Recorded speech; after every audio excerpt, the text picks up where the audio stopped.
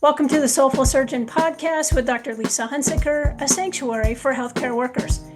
In this space, we honor your stories, your struggles, and your triumphs. Here, you are more than your role. You are seen, heard, and celebrated. Join me as we explore conversations that nourish the heart, elevate the mind, and remind us why we chose the path of healing. This is your time. This is your place. This is the Soulful Surgeon Podcast. Hi, everyone, and welcome to the Soulful Surgeon Podcast. I'm your host, Dr. Lisa Hunsicker. This is the place where healthcare workers come to be seen and heard. And today, I have a wonderful guest. Janelle Banat is with us today. She is the CEO and founder of Footlamp Consulting. So it's 2 decades or more, right? You've been in this business, you've been in healthcare leadership, and now you've moved on to executive coaching and consulting, and you've been working with healthcare workers for quite some time. And you have a personal affinity and love for physicians. And so tell us a little bit about where you're coming to for us in healthcare. Why us? Yeah. Thanks for having me, Lisa. I appreciate you having me on. And the older I get, the longer I realize I have been in healthcare. I think it's closer to 3 decades now. Yes. I actually have been in healthcare since I was 18. I ended up doing a lot of clinical work initially, right out of high school, and then moved into some leadership gigs and some consulting work, and then ended up being a medical office director at Kaiser Permanente with 5 facilities and all sorts of big responsibilities.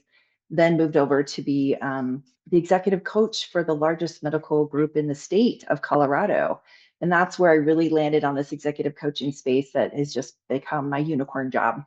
But before I did that and then left to start my own business 8 years ago, serving physicians and other healthcare workers and leaders, I was a 15-year-old kid in high school. And my dad just kind of came down with some weird mystery sort of sickness. And he was never sick. He was a super healthy guy, worked out all the time and ate really well. And my mom talked him into going to the doctor, and he went to see his doctor, who he'd known for a few years. And he was on his doctor's exam room table in the middle of a sentence, and he died. He had a massive heart attack, and they had everything there to save him, and they couldn't save him. And so I don't remember a whole lot from that time. It was a bit of a shock to our family. And I do really, really vividly remember the funeral. I remember walking out of the church at the end of the funeral and seeing my dad's doctor standing at the back of the church crying. And I remember at the ripe old age of 15 thinking it was awful for our family to be going through that, but how bad must it be for that guy? He probably had more than just my dad dying on him that day or week or month. And it was very clear to me then that you all carry around some pretty serious grief. And it bothered me, to be perfectly honest. And I ended up in healthcare 3 years later when I got out of high school. I was in X-ray for about 9 long years. I hated it. I hated it. But it was just not a good fit for the way my brain is wired. But it was good money and I could support myself. And I worked my way through college and a master's degree. And then I was able to actually move into some positions that used my master's in organizational leadership and whatnot.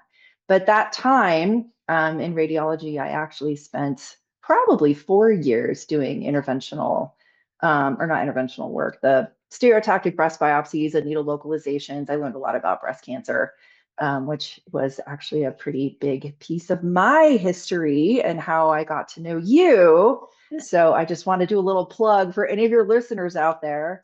You and Dr. Haffertepen were like the dream team for me. I did not have cancer. I have some nasty genes and some enough genetic history that my insurance company was like, yes, please get a prophylactic mastectomy. And you and Dr. Haffertepen did a really good job with that. And I'm still uber grateful for you for that. In fact, Monday is my 4-year boobiversary. It's actually in my calendar.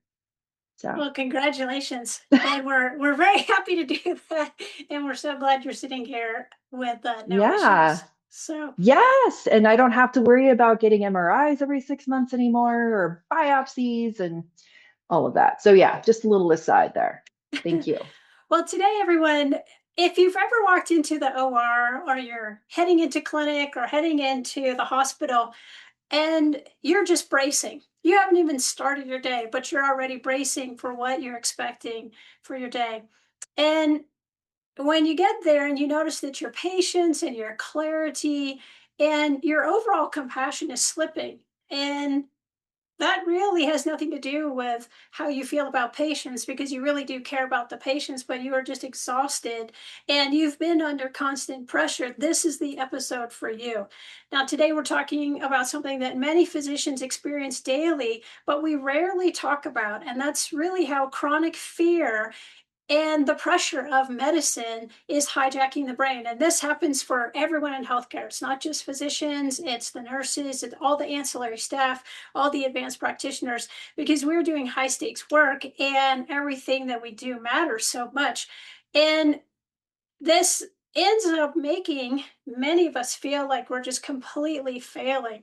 So when we're talking about this, Janelle, and I feel like you have so much experience with this, when physicians are coming to you and they're burnt out and they're blaming themselves, what are you seeing? What are the things that they're coming to you with? Yeah. Well, you really hit the nail on the head with the pressure that you all are under. And there's a lot of what I would call needless suffering that physicians and other healthcare workers are experiencing just based on these expectations of perfection that many of you are sort of internally struggling with based on what everybody expects of you, with very little support sent your way and actually trying to be able to manage all of those expectations. So we primarily, a lot of my work is actually figuring out how to contract with large healthcare organizations that employ physicians and actually care about their physicians. So we do work with some of the Kaiser Permanente groups outside of California. We've actually been doing some great contracting with large organizations like Cedars-Sinai and several other hospital-based areas across the country. I've got 40 amazing coaches who do the lion's share of this work because I'm running this company, but I get to actually still coach a few docs and others as well.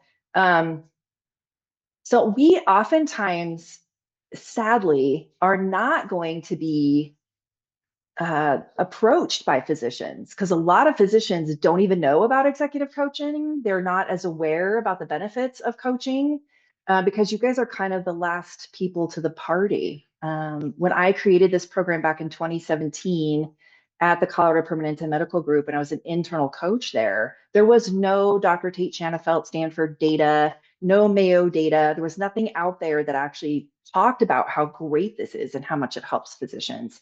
I just was really, I bleed passion and I was really influential with my leadership at the time who were fabulous and really loved the doctors there and wanted to do good things for them. And they let me create the program. But now people are a little bit more aware of it. But a lot of physicians still don't really know that this is a service and a support that they can self-select into. They can use their CME funds because my company pays to make sure that you can get CME for coaching. So a lot of physicians are just letting those funds go by the wayside and not even realizing that this is something that they can do. So when organizations are able to send physicians to us, and that's kind of how this works, they contract with us, they pay for it. 90% of the time, I'd say about 10% physicians do find us. But for the most part, that's what I'm really working hard to do is to get the organizations to fund it. Then they kind of step in a little like, this sounds great, this coaching thing. It sounds like it's something they're doing for me, but hey, could you just be honest with me? Am I getting fired? Is this like a pink slip thing that's coming my way soon? And I actually oftentimes have to spend at least the first session helping them understand that no, your company actually values you, sees potential in you, and they really are investing in you to give you this additional support to help you get caught up on a lot of the stuff you never got in medical school to help with, What are they things. complaining of?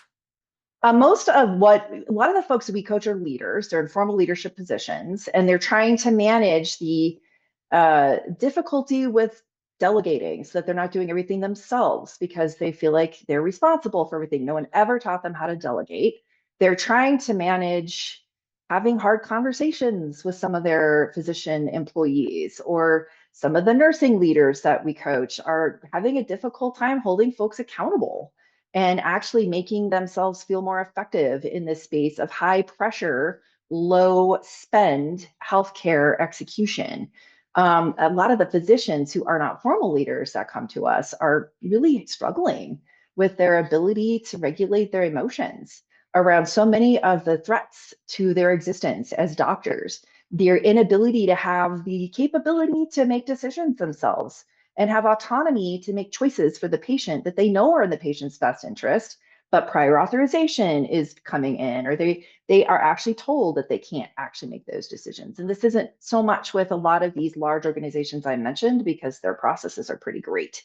But a lot of these other physicians are just struggling with wondering if they're always going to have to fight with the patient who comes in who's got their Google search telling this doctor what it is they're supposed to be doing instead of allowing them to use their own expertise and being seen as someone who spent a very long part of their lives developing this expertise that they're now really being threatened against being able to use.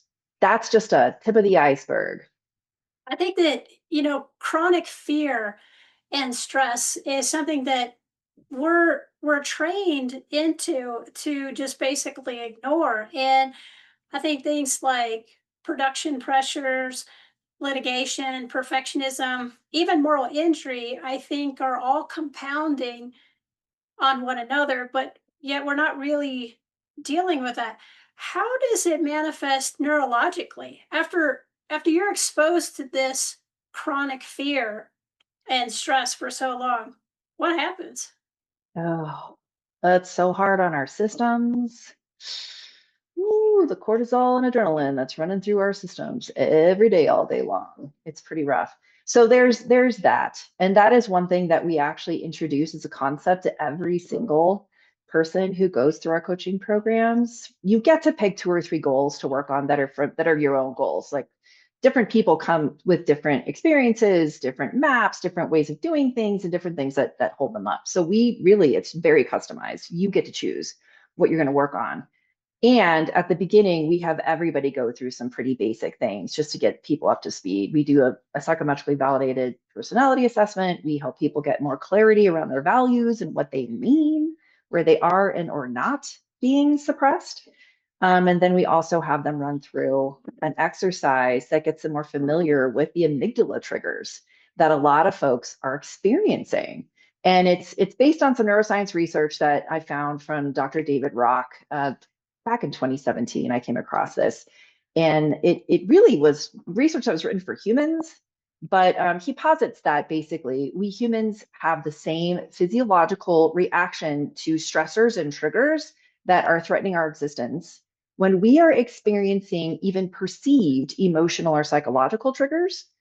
Same things happening in our brain and bodies as when a physical stressor or a trigger is coming at us, like a bus getting ready to run us over or an animal with large teeth chasing us. The same sort of thing is happening to us when we get an email from our boss that says they want to meet with us tomorrow at 10 a.m. in their office with no other explanation of why. Or just about any time you turn on the news these days and see what the newest thing is happening out in this country. So, I mean, that's really what this neuroscience research is telling us. And then I really have done a lot of work to try and get this out to more physicians because so many of the doctors who have done this, hundreds of them over the last 8 years, have told me that the coaching is amazing, is really helpful for them, yada yada yada. And that thing you do at the beginning with that amygdala stuff, you need to get that out to more doctors. So So tell I us a am little bit doing, more. Yeah, tell me a little yeah. bit about that. So, this is going to really affect our executive function. How does the amygdala interfere with that? Yeah. So every time your amygdala is even a little bit triggered, and I'm not talking volcanoes, I'm not talking throwing stuff in the OR, I'm talking tiny, quiet, little paper cuts that are coming against a lot of these physicians that are practicing.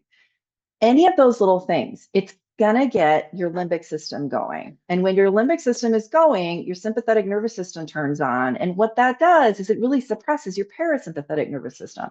So you're in a space where I call it a teeter-totter. So when your amygdala is lit up, that area of your brain where all your genius lives, your prefrontal cortex is turned off. It's very hard to access all of your executive functioning, your decision making, your emotion regulation, all the rational part of your brain that actually you guys use all day long in your clinical work. And our physician leaders and nurse leaders are also using those same areas when they're trying to make really complex decisions in these very complicated matrix healthcare organization situations.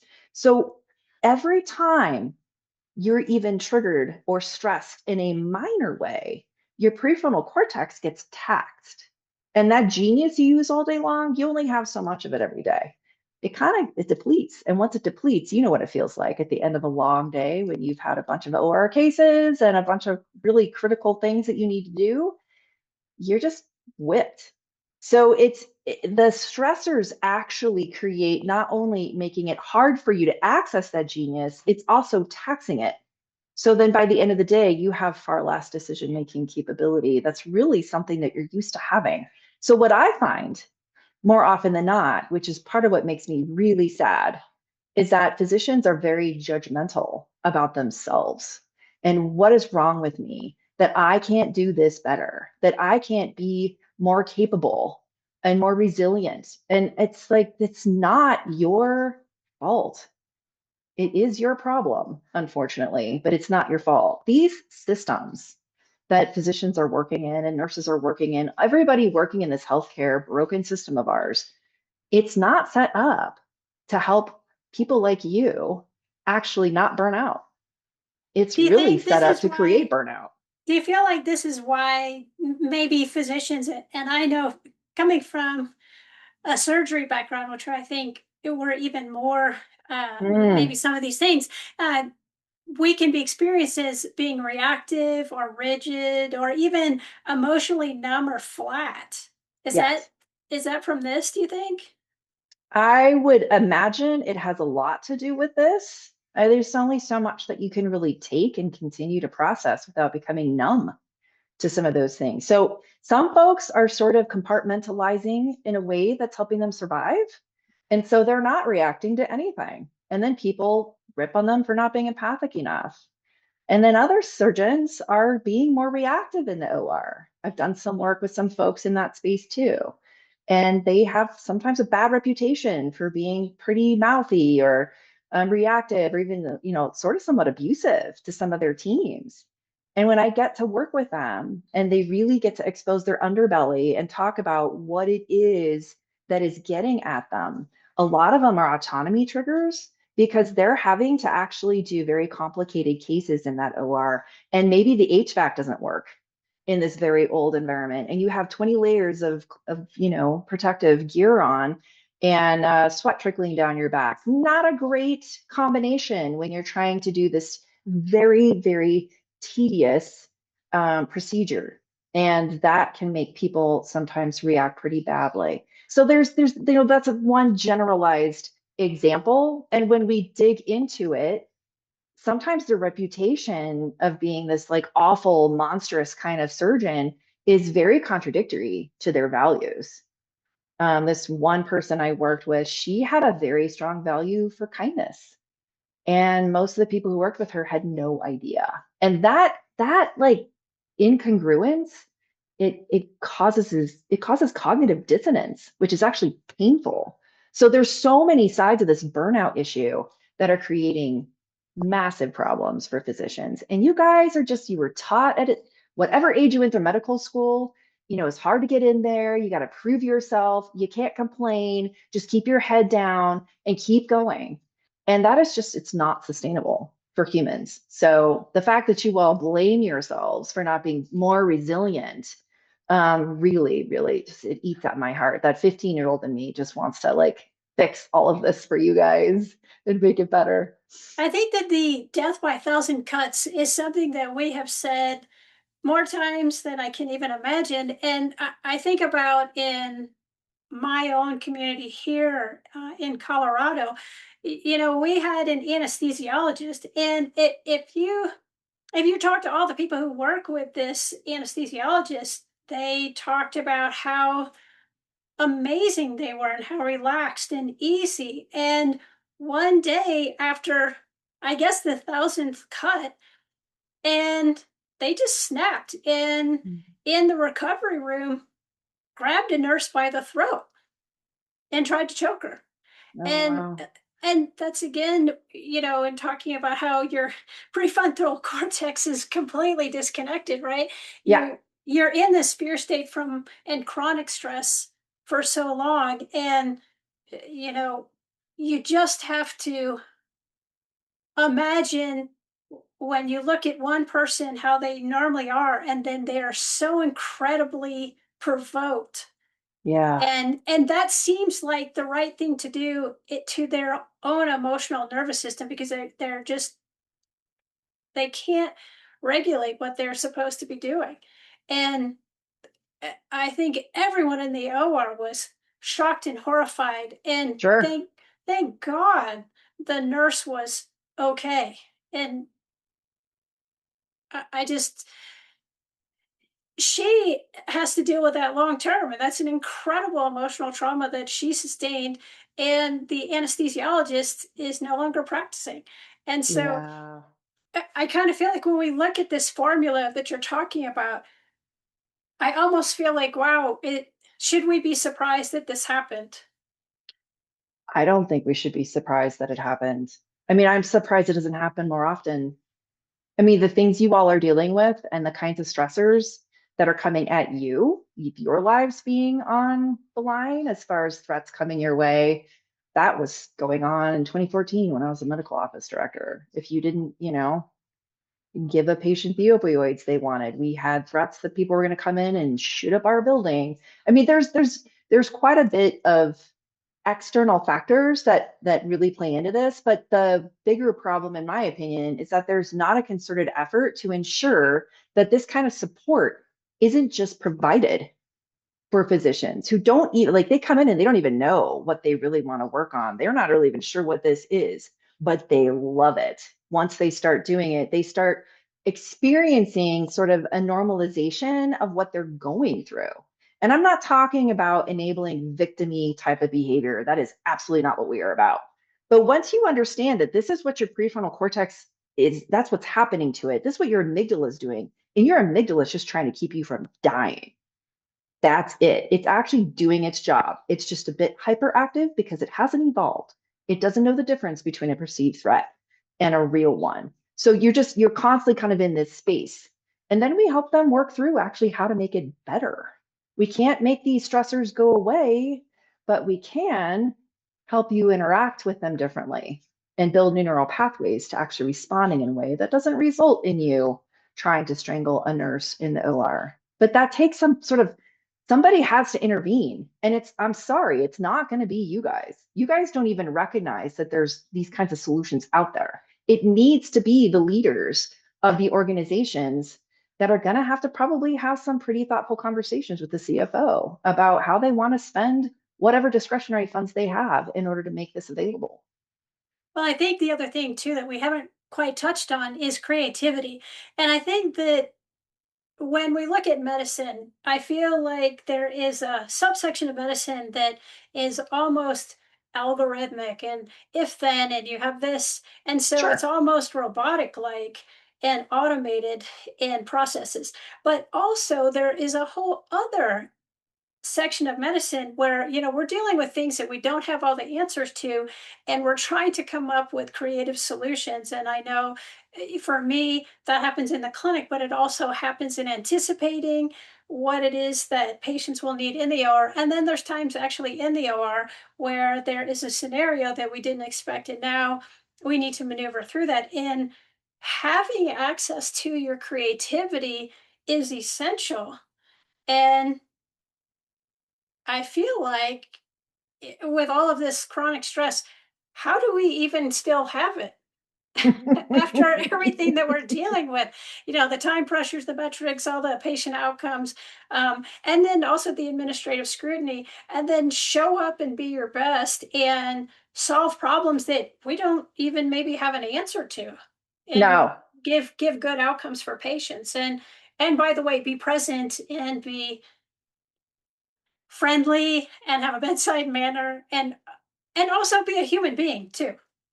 Yeah. And be authentic while you're at it. Why don't you? Yeah. Actually, the creativity portion is the reason why I was exposed to that research.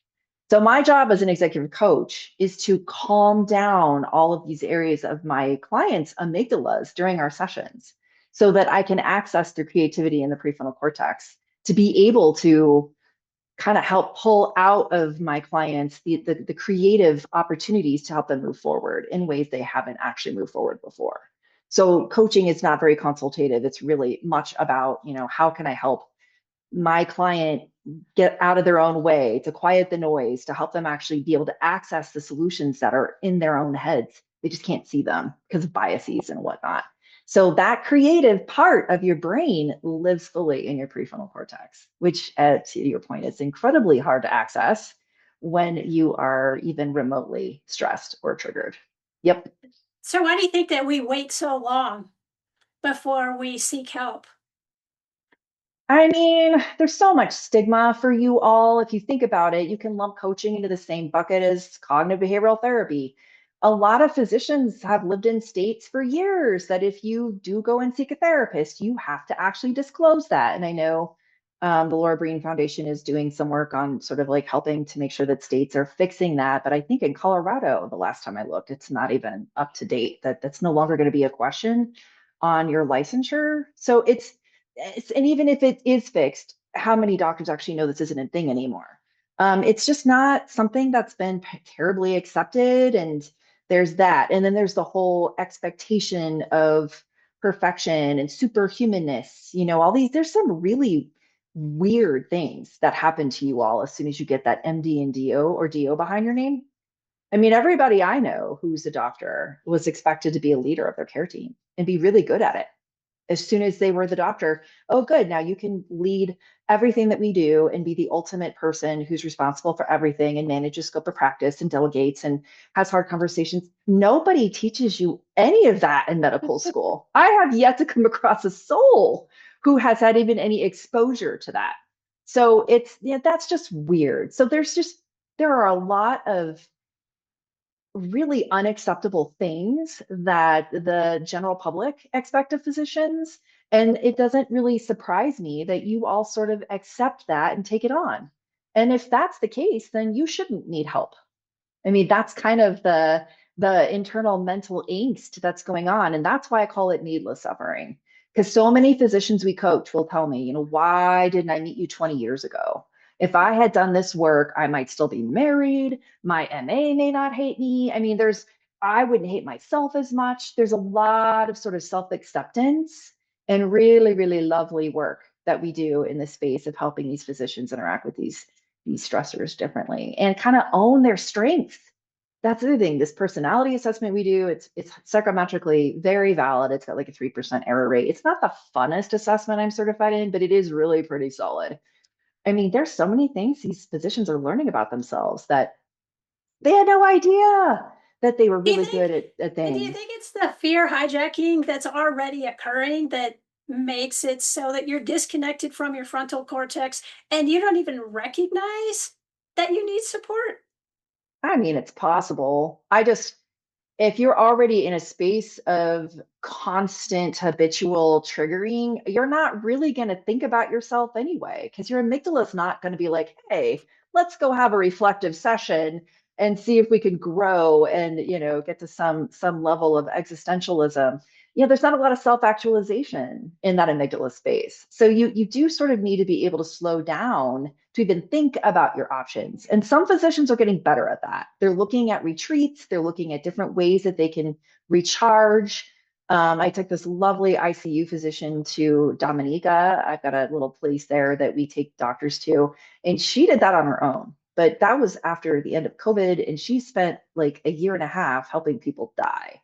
And she knew she was at a breaking point. So she reached out and we set something up and she loved it. So, and that I just applaud physicians all the time for doing that. I just don't think it's not the norm. The norm for you guys is to just keep going. And we just gotta do better. And that's why I spend so much time trying to get these organizations to actually be the ones who provide this. It's really the systems that are in place. I used to be an administrator. I know all the things that our, administration in the hospital areas are trying so hard to do better, and also a lot of the competing priorities around actually making things better for physicians and nurses and all the healthcare workers out there. There's so much in the space of cost. So to me, it's like, you guys didn't do this. It's not your fault, but it is your problem. So I feel like really the onus should be on the organization to invest in this kind of support to at least try to make things better. Because I can't take away these system stressors. I can't take away these national stressors from all the things coming down from above there. None of us can. But our stats after people get coached show that these physicians, their stress levels improve because they're figuring out how to interact with these stressors in way different ways once they have a little bit of this injection of new neural pathway creating. So let's talk about that. So now you're seeing all of these healthcare workers, and what is it that you're actually doing that helps calm the fear response in your clients? That's not like a platitude, like it's a real thing and a real intervention. Yeah. So during the sessions, as a coach, they're very small little things that our clients wouldn't even notice. So we do things like we make sure, like sometimes there's I will call this, it's like sort of strange. Sometimes physicians want me to think highly of them. Like they almost feel like I'm a more respected individual than they are. And so I try to normalize any power differentials that are there so that there's no status threats. There's no real like, we are equals. I'm not better than you. I don't judge you. You're in a judgment free zone. So when you're getting coached, that's really weird because when are you ever in a judgment free zone? We don't have agendas. We're not going to try and push anything. We are really there to help you figure out what's best for you. We do a lot of questions where we give you choices. So, there might be two goals that you want to work on in this, 6 month long engagement with multiple sessions. And each session will start out by saying, so where are you today? What happened since last time we met? I've got it. I've got a way that I want to make this little session go. But, you tell me, do you want to work on this goal or do you want to talk about that meeting you had? With your nursing manager last week. You seemed a little bit stressed out about that. Like it's up to you. So that's giving people autonomy. There are all sorts of little things we do. We talk about, let's talk about what we want to cover today. That gives you certainty. So you're not sort of in this space of like this mysterious coaching session. What are we going to talk about? So these are all part of those 5 facets that neuroscientists came up with. There are ways that I'm generous talking about things that have happened to me here and there that may or may not relate to what they're dealing with. Not very often because it's not about me, but it's a way to sort of make relating so that they feel like they belong. And then we talk about fairness. I try to make sure that everything's equitable. When we have folks that want to actually use our coaches, my team of 40 coaches is incredibly diverse in race, ethnicity, age, background, schooling. So they, if you are of a certain, um, you know, color, there's probably going to be someone on my team that you can actually choose who looks like you if you want to. So we're giving them an ability to feel like, things are fair and equitable, that they can belong. So that we're trying to cover all of those things. And that is what actually makes those sessions work. So one thing I do say is we do not allow people to do coaching while they're driving. It would make a lot of sense. You guys don't have any time. You barely have time to pee. Let's be real. So why not do this hour-long session on my commute? Sounds like a great way to use that time. Well, I've had someone who did it because he knew he wasn't supposed to, but he was like, I'm sorry, Janelle, I got called in to go with this. I got to drive across town. Let's just try it. And I'm like, okay. So we tried it, and sure enough, 10 minutes in, we're getting into this really crazy, amazing creative space. He's having all sorts of insights, and this motorcycle cut him off.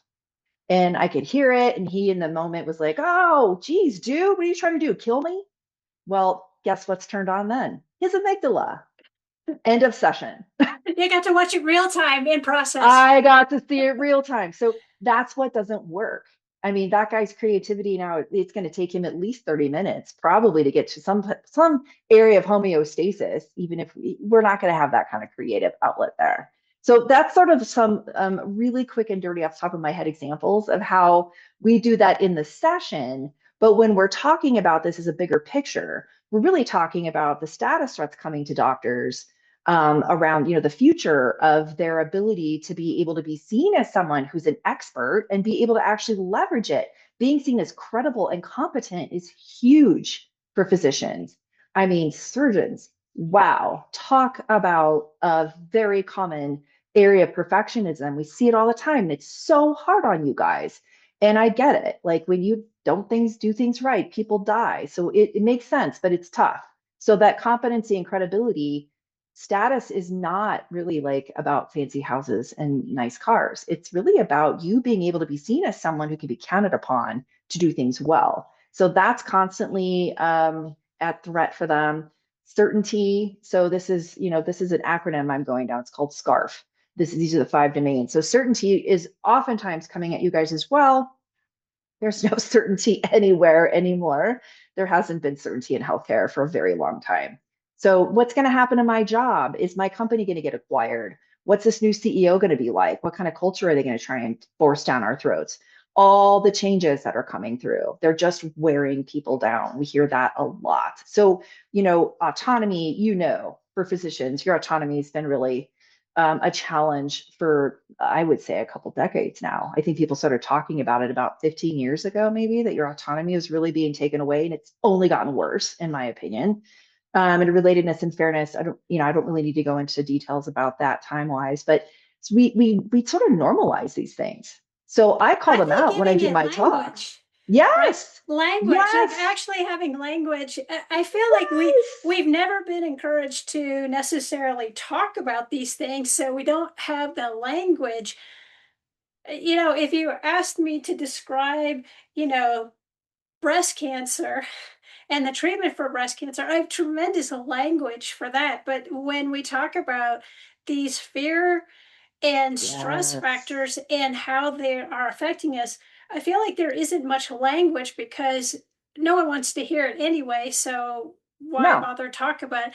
And I think also the one thing that resonates in listening to you talk is you're providing psychological safety, which in most cases, in the Mm. scenarios that we all are working, whether eh, you might be a nurse in the ICU and you might be a PA or a nurse practitioner or whatever, anyone handling patient care, that's not psychological safety. You're on point because whatever you're doing really, really matters, and there could be a detrimental outcome. And so I feel like listening to you that you've provided a tremendous amount of psychological safety. Do you feel like that kind of shifts you out of the fear mode and then allows you to get back into your executive function and back into that prefrontal cortex? Yeah, I think recognizing that this is what's going on has really been helpful for our clients. So we integrate a 4-step process that we use for folks that we kind of came up with, and I'm sure there's so many ways to do this, but it's quick and easy. The first thing that any of us humans have to do when we want to make a change is notice it. So observing it, that's why we have them read these research papers, and then we have them do a little exercise. I've got a couple quick videos that kind of take them through some of these things that we see for physicians all the time. You guys are not broken. You're fine. You're just in an environment that is really not nurturing you to be at your best. So this is the reality of the situation. What can we do that's within our sphere of control and influence to make it better? And your whole autonomy is really deciding how you want to interact with these triggers and stressors. What do you want to do differently so that your days are not ruled by this constant cycle of reacting to whatever's coming your way in the way you always have? So the first step is to notice it. And they notice it much more easily when they understand that these 5 buckets, these 5 areas of triggers and emotional threats are a thing. Yeah, this is a thing. And we all deal with this. This is not just a doctor thing or a nurse thing or a healthcare worker thing. This research was written for humans. I was exposed to it and was like, whoa, that whole status and autonomy and certainty thing. I was getting a lot of that coming from the physicians who I was coaching at the time. So I knew I needed to bring it back. And I actually presented it to the board. This was back in 2017, and they loved it. They were like, whoa, because it resonates so heavily with these folks. And a lot of people, when they get this, I've seen this research has been out since 2008. It's not new. I've seen it presented to leaders as, hey, this scarf stuff is real. As a leader, make sure you don't scarf your employees. So then it's about, how you're treating everyone else, which is super informative and neat. But humans, we don't, man, I'm not going to remember that unless I apply it to me, unless I really internalize this and use it to better manage my own regulation of emotions with stressors that are coming at me. So I know exactly what my two big top ones are. Usually you have one or two that are more tender for you than the others. And I know what they are and I watch out for them. And now I see them very quickly. I notice them. I notice that I'm being triggered. And it's like not a volcano. Anytime you're just not feeling good, really, what is this that's going on? And then the next step we have is to name it to tame it, which is a cognitive behavioral therapy hack, labeling the emotion. So, your amygdala is driving the bus when you've been triggered or stressed. You can't be particularly eloquent like you usually are. So we have a wheel of emotions, which you can Google. And there's these three layers, I think it is, of sort of like these words that are much more amazing to use on the outside. And the ones in the very middle, I tell people just focus on that inner circle, and it's anger, fear, sadness. So you can kind of be like, oh, yep, I am triggered right now by this email that I just got. What am I feeling? I'm pissed. I'm pissed that this scheduler just did this. Like I never get to go and have my Fridays off. And then the next step, I have people put it into one of those 5 buckets.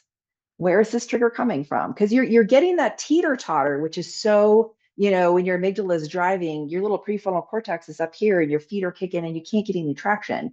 Well, once you start to engage, the name it to tame it is there for the neuroscience piece of it. You're actually engaging your little bit of your prefrontal cortex that you can access. And your amygdala doesn't have as hard of a time with those basic, words in the middle. It's not going to tell you, I was feeling dismissed, but you get that word and then you start to tip it a little bit. And then you can be a little more analytical. Okay, which of these 5 buckets is this trigger coming from? Oh, this is an autonomy thing. And it's also a fairness thing because I feel like she always lets my peer off on his Fridays off that he wants to go places with his kids, but I never get mine. And then step 4 is, what do you want? What do you want? Which is a really weird question to ask you guys. Nobody asks you that. What do you What do you want? What? What do you mean? What do I want? What do you want? How do you want to ideally interact with this stressor in your world? Well, I don't really want to be angry with the scheduler. I know she's just doing her job, and I don't like feeling like this. Again, the surgeon in the OR who was acting out because she was, having difficulty when the HVAC wasn't working. She did not want to be unkind to people. That was actually really hard on her. So what do you want? I want to have a conversation with the scheduler and see if I can get her to actually recognize that this is a problem for me and see if things go differently. That sounds great. I didn't tell her what to do, but that's how she went about it. So that is then how you apply this 4-step process. So, and it becomes sort of a thing. It becomes a habitual way that these physicians are, I'm noticing I'm being triggered. That's the first step, and it takes a little while. Then you start actually going into oh, what am I feeling? Oh, I'm scared. What am I scared about? This is freaky. This is, I don't know what's going to happen to us now. Are we going to have to deal with this boarding situation forever? There is no fix. I don't see anything coming our way. How am I supposed to do this as an ER doc? I don't know where I'm going to put people. What scarf bucket is that? Oh, it's certainty. I have no certainty about the future. And I'm also losing my autonomy because I can't take care of my patients the way I want to. What do you want? And they almost always don't want to live in this world of like stress and tension. I want to have a good day. I don't want to have this like awful feeling. I love working with my team. I really got into this because I like the patients, but this is such a massive distraction and it's just like so awful all the time. I don't want to live like that. So it usually comes down to like, how do you want to interact with these stressors? And they have very personal things that they want. Some of them use their faith. I want to trust that the universe has me, that like God's got me, that it's going to be okay. I want to trust that, things are going to work out. So there's some of that. Sometimes I want to take action.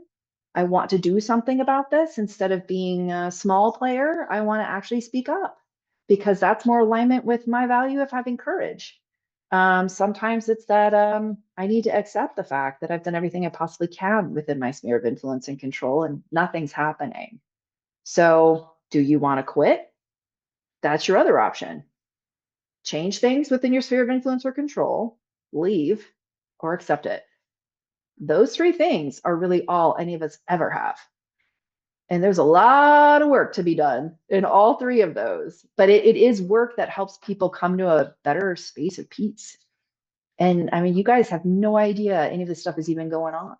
You're just continuing to roll because that's what you do.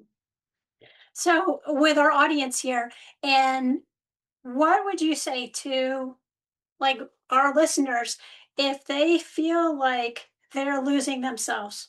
What do you say to them right now?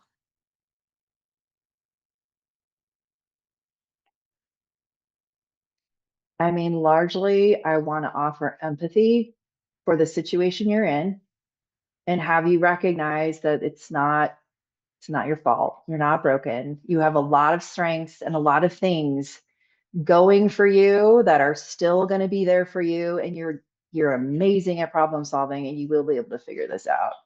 And there is absolutely nothing wrong with getting some support. I mean, it does, and it can be therapy. Therapy's great. All the cool kids go to therapy. I mean, we just started partnering with PHPs, a few PHPs across the country too. We're doing some work in this amygdala space with, and I know not everybody appreciates their PHP, and there's lots of stories about that, and I understand that. And it's okay to ask for help. And if you feel more comfortable working with a coach, because we don't report anything, I couldn't even begin to tell you how to assess if a doctor was fit to practice clinically. That is not something we do.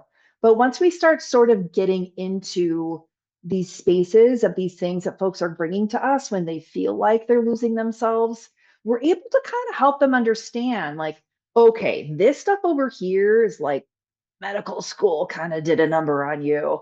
And we see this all the time. So let's talk about some of these threats you have from just feeling like you're going to be humiliated or you're not good enough, or some of these folks have had a really bad experience in medical school, as you know.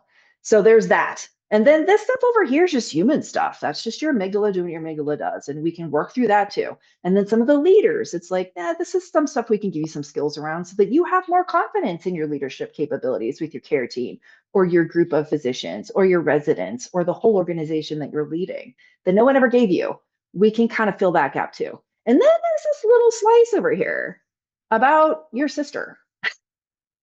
And you've brought up your sister 3 times in the last 2 sessions. And I'm just going to tell you, like, I don't have the skills to really do much about your past. If there's PTSD there, like, I don't do EMDR. We are not therapists. We do not have that kind of training and capability. And we just don't have those skills. So what's keeping you from talking to a therapist? And then we hear, oh, it's a pain in the ass. Oh, I got to like go find somebody. I've got a list of a few people who I think actually might be a good fit for you. Do you want me to set up a conference call with you to have a Zoom session with them or give you their phone number? I mean, so we try to make it easy. I like to say that we coaches on my team, at least, we are the gateway drug to therapy for doctors.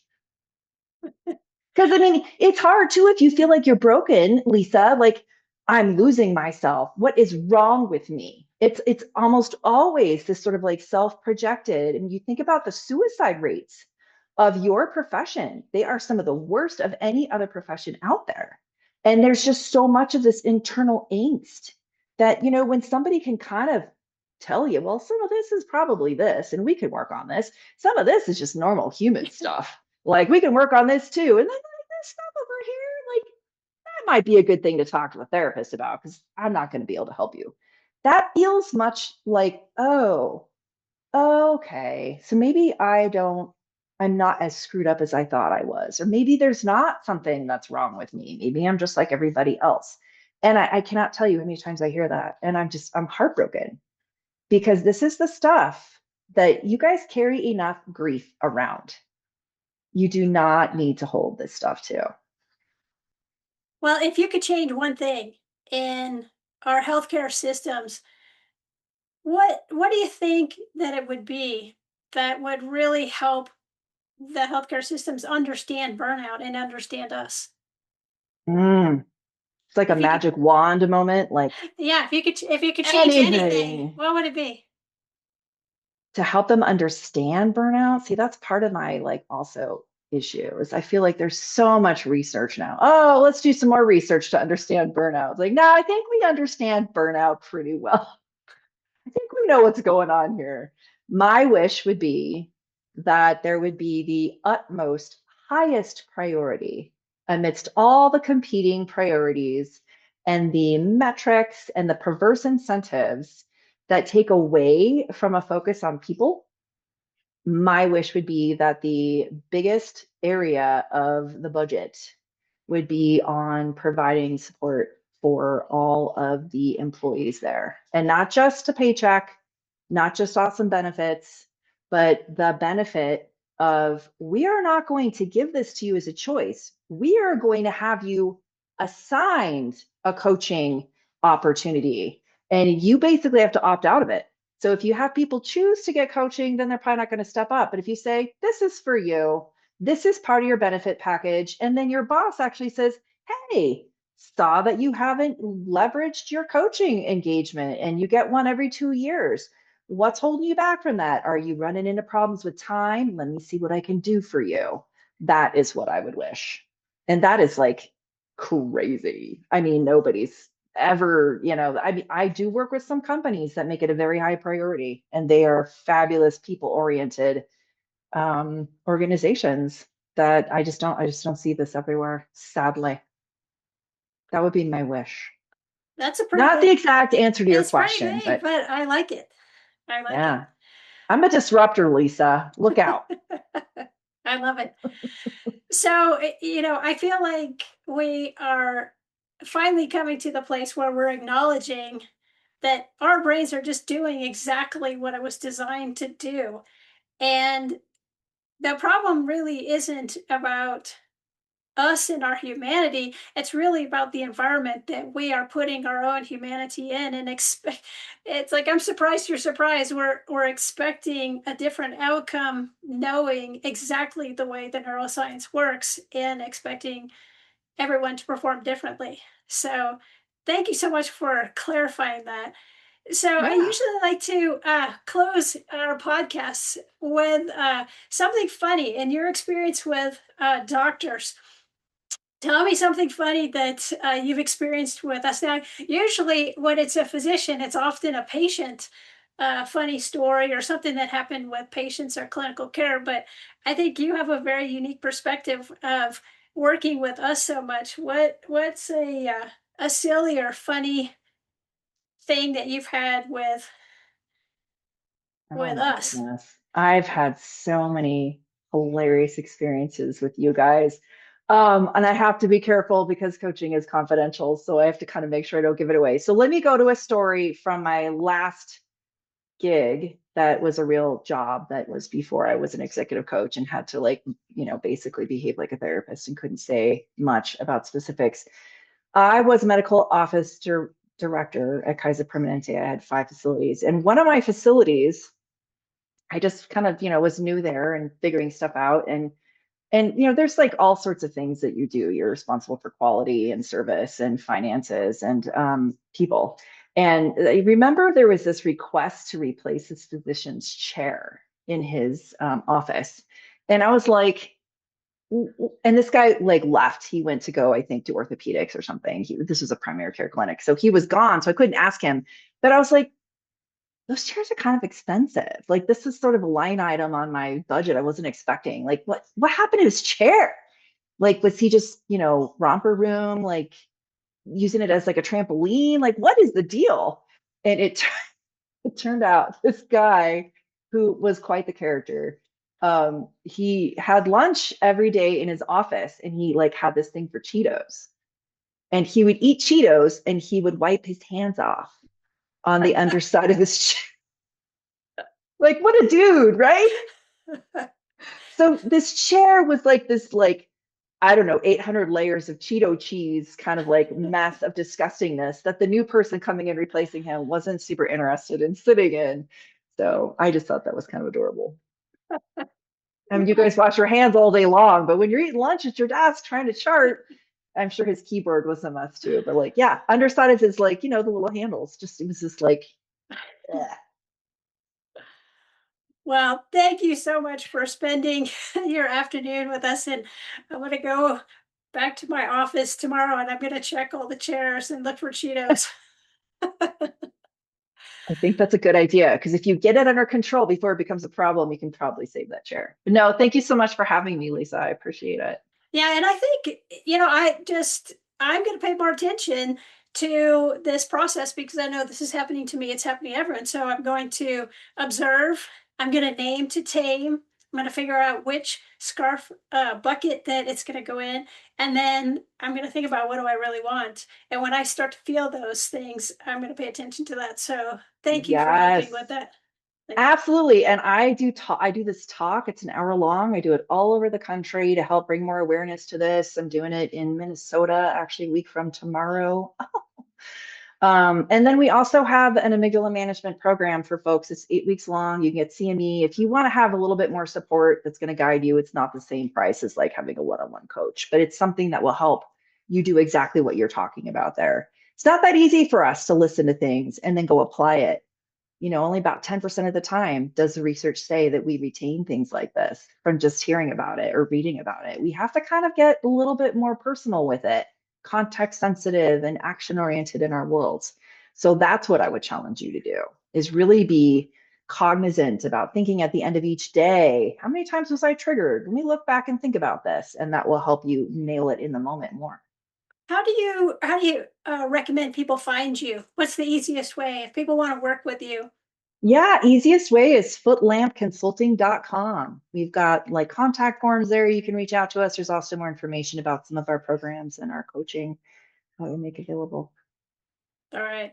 Well, thank you, everyone. Thank you for joining us. And I really want everyone to really consider every part of our day. I feel like we have so much stress and we have so much fear that we're dealing with all day long. And this really is a neuroscience backed technique. And we just need to pay attention so that we don't get ourselves that far down the road that we can't get ourselves out. We're here. This community is all of us. And be mindful also of your colleagues because you might be in a better place, but they might be a little bit further down the road. And perhaps maybe you can ask them those questions rather than them asking themselves.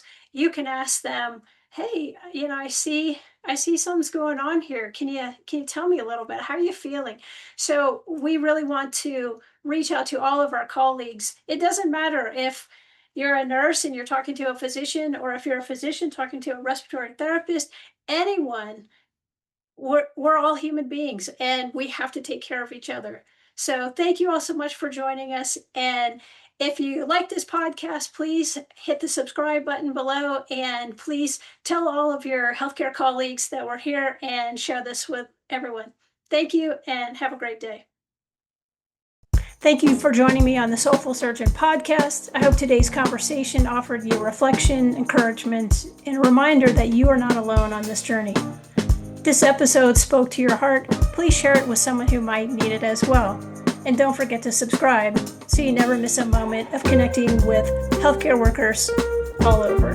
You can find us on the web at soulfulsurgeon.com. You can find us on Instagram at Soulful Surgeon.